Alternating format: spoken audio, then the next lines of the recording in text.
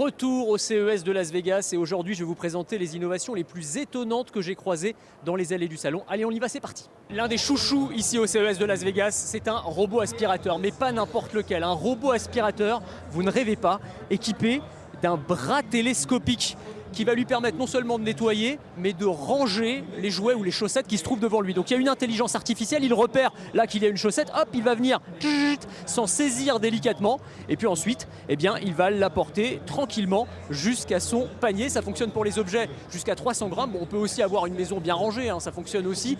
C'est pas nécessairement l'innovation du siècle, mais ça fait partie de ces petites folies qui font tout le cachet du CES de Las Vegas. Il y en a plein d'autres, on va les découvrir ensemble. Bon, j'ai revêtu une tenue un petit peu particulière pour vous parler des innovations dans le domaine de la réalité virtuelle.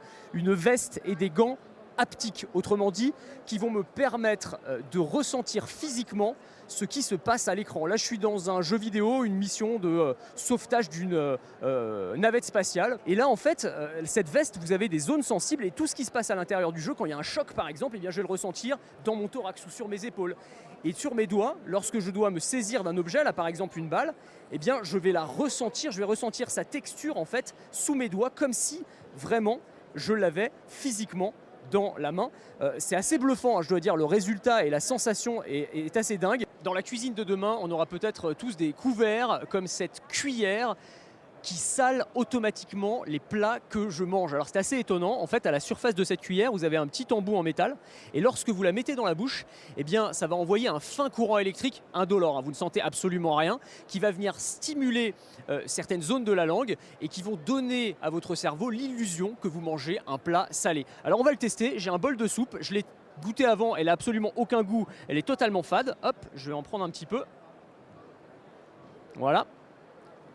Bah, c'est salé, donc ça fonctionne pas mal, on sent bien le goût du sel. Alors on peut choisir même le niveau d'intensité, ça va de 1 à 4 et je dois dire que le résultat est assez bluffant. Ça peut sembler un peu gadget mais ça va être quand même très intéressant pour tous ceux qui suivent un régime sans sel par exemple, ceux qui font de l'hypertension, qui doivent faire attention. Et puis entre vous et moi, on mange tous un peu trop salé et donc ça nous ferait probablement pas mal d'utiliser ce genre d'ustensile.